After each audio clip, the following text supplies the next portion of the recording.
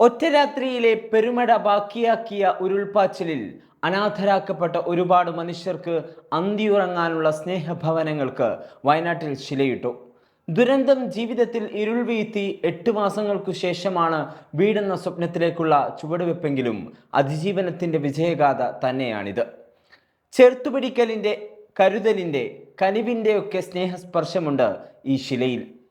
ഇന്നലെ വൈകുന്നേരം മുഖ്യമന്ത്രി പിണറായി വിജയനാണ് കൽപ്പറ്റക്കടുത്ത് എൽസ്റ്റൺ എസ്റ്റേറ്റിൽ മുണ്ടക്കൈ ചൂരൽമല ഉരുൾപൊട്ടലിൽ വീട് നഷ്ടപ്പെട്ടവർക്കുള്ള പട്ടണ സമുച്ചയത്തിന്റെ ശിലാസ്ഥാപനം നിർവഹിച്ചത്.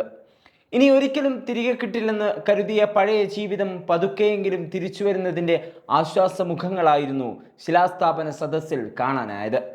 മുണ്ടക്കൈയിലും ചൂരൽമലയിലും പുഞ്ചിരിമട്ടത്തും ജീവിച്ചതുപോലെ തന്നെ അതേ അയൽക്കാരും സുഹൃത്തുക്കളുമായി ടൗൺഷിപ്പിലും വേർപിരിയാതെ ഒന്നിച്ചു ജീവിക്കാൻ സാധിക്കുമെന്ന വലിയൊരു സൗഹൃദ സ്വപ്നത്തിനു കൂടിയാണ് മുഖ്യമന്ത്രി ഇന്നലെ ശിലപാകിയത്.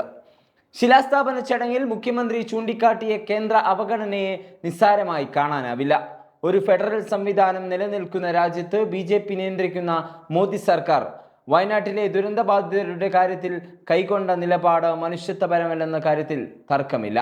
ദുരന്തമുണ്ടായതിന്റെ 10ാം നാൾ മോദി വയനാട് സന്ദർശിച്ച് ദുരന്തത്തിന്റെ തീവ്രത കണ്ടറിഞ്ഞതാണ്.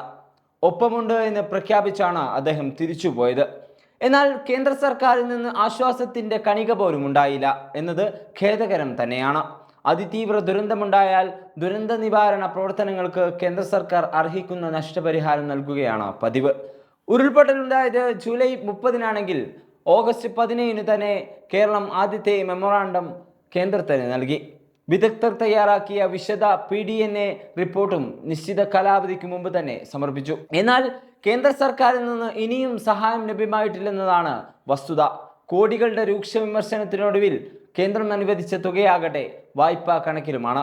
എങ്കിലും അവഗണനയിലും ആശ്വാസമാകുന്ന യഥാർത്ഥ കേരള സ്റ്റോറി കാണാതിരുന്നുകൂടാ. ഉരുൾ തകർത്തവരുടെ ജാതിയോ മതമോ രാഷ്ട്രീയമോ നിറമോ നോക്കാതെ 8 മാസമായി അതിജീവനത്തിനായി കേരളം കൈകോർക്കുകയായിരുന്നു. ഇതിന് ഏറ്റവും വലിയ തെളിവാണ് സർക്കാർ ശിലയുടെ മുമ്പ് അവിടെ ഉയർന്ന സ്നേഹഭവനങ്ങൾ. സർക്കാരിന് മുമ്പേ സഹജീവികൾക്ക് സമസ്തയും KMCCയും വിവിധ ഫൗണ്ടേഷനുകൾ ഉൾപ്പെടെയുള്ള സന്നദ്ധ സമുദായ സംഘടനകളും 103 വീടുകളാണ് വയനാട്ടിൽ നിർമ്മിച്ചിരിക്കുന്നത്. പല വീടുകളും അതിജീവിതർക്ക് കൈമാറുകയോ നിർമ്മാണത്തിന്റെ അവസാന ഘട്ടത്തിലോ ആണ്. വെള്ളമുണ്ട കട്ടയാട് സമസ്ത കേരള ജംഇയ്യത്തുൽ ഉലമ ജില്ലാ ഘടകത്തിന്റെ നേതൃത്വത്തിൽ 3 വീടുകളുടെ നിർമ്മാണം പുരോഗമിക്കുകയാണ്. തൃക്കൈപ്പറ്റയിൽ സമസ്തയുടെ തമിഴ്നാട് ഘടകത്തിന്റെ 15 വീടുകളുടെയും കമ്മ്യൂണിറ്റി ഹാളിന്റെയും നിർമ്മാണം ഉടൻ പൂർത്തിയാകും. ഇതിനു പുറമെ വീടുകൾ പ്രഖ്യാപിച്ച പല മതരാഷ്ട്രീയ സാമൂഹിക സംഘടനകളും പ്രഖ്യാപിക്കപ്പെട്ട വീടുകളുടെ നിർമ്മാണത്തിലേക്ക് കടന്നിട്ടുണ്ട്. ഇതൊക്കെ കാണുമ്പോൾ ഒന്നുറപ്പിക്കാം, ദുരന്തബാധിതർക്കൊപ്പം ഇനിയും ഉണ്ടാകും കാരുണ്യത്തിന്റെ കൈകോർക്കലെന്ന്. 402 കുടുംബങ്ങൾക്കാണ് മേപ്പാടിയിൽ സർക്കാർ വാസസ്ഥലം ഒരുക്കുന്നത്. വാസയോഗ്യമാണെങ്കിലും ദുരന്ത മേഖലയിൽ ഒറ്റപ്പെട്ടു പോയ 73 കുടുംബങ്ങളെ കൂടെ ഉൾപ്പെടുത്തിയാണ് ടൗൺഷിപ്പ് നിർമ്മിക്കുന്നത്. താമസ സ്ഥലം പൂർണ്ണമായും നഷ്ടമായി മറ്റെവിടെയും വീടില്ലാത്ത 242 കുടുംബങ്ങളാണുള്ളത്. വാസയോഗ്യമല്ലാത്ത ഇടങ്ങളിൽ വീടുള്ളവരാണ് 2ാം ഘട്ട പട്ടിക.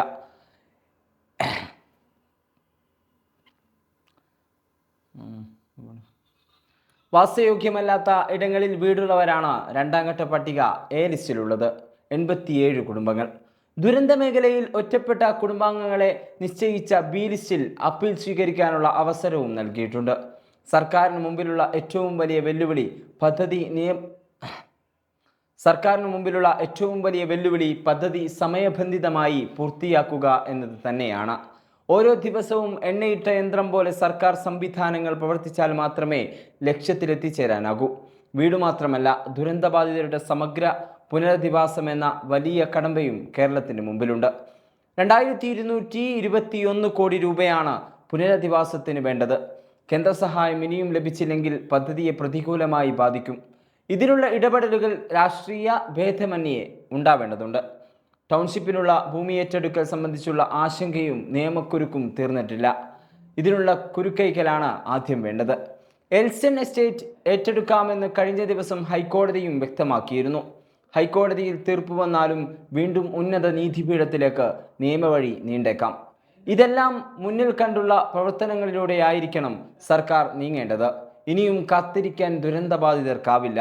വാടക വീട്ടിൽ നിന്ന് സ്വന്തം വീടിൻ്റെ സ്വാതന്ത്ര്യത്തിലേക്കും ആശ്വാസത്തിലേക്കും അവർക്ക് എത്രയും പെട്ടെന്ന് മാറണം. എങ്കിലേ ഒരു നിശ്ചലമാക്കിയ ജീവിതം ചലിച്ചു തുടങ്ങൂ. പലർക്കും പുതിയ തൊഴിൽ കണ്ടെത്തണം, തുടർ പഠനം നടക്കണം. ഇതൊക്കെ നിർവഹിക്കണമെങ്കിൽ ആദ്യം വേണ്ടത് ഒരു വീടിൻ്റെ തണലാണ്. സുമനസ്സുകളുടെ സഹായത്തോടെ ഒരുമയുള്ള കേരളം വളരെ വേഗത്തിൽ പ്രതിബദ്ധതകൾ അതിജീവിക്കുക തന്നെ ചെയ്യും. പ്രതിസന്ധിയുടെ മുന്നിൽ തളർന്നിരിക്കലല്ല, അതിജീവനത്തിൻ്റെ വഴികൾ തേടുകയാണ് ഒരു പരിഷ്കൃത സമൂഹത്തിൻ്റെ കടമയെന്ന് തെളിയിക്കുകയാണ് വയനാട്ടിലെ ശിലാസ്ഥാപനം. 2024 ജൂലൈ 30 മുണ്ടക്കൈയിലും ചൂരൽമലയിലുമുണ്ടായ ഉരുൾപൊട്ടലിൽ 400-ലേറെ പേരാണ് മരിച്ചത്. 32 പേർ ഇപ്പോഴും മണ്ണടലുകൾക്ക് താഴെ ജീവനറ്റു കിടക്കുകയാണ്. ഏത് ദുരന്തമുഖത്തു നിന്നും കേരളം അതിജീവിക്കുമെന്ന ഉണർത്തുപാട്ടാണ് ഇന്നലെ വയനാട്ടിൽ നിന്ന് നമ്മൾ ഒരിക്കൽ കൂടി കേട്ടത്. ന്യൂസ് ഡെസ്ക് സുപ്രഭാതം.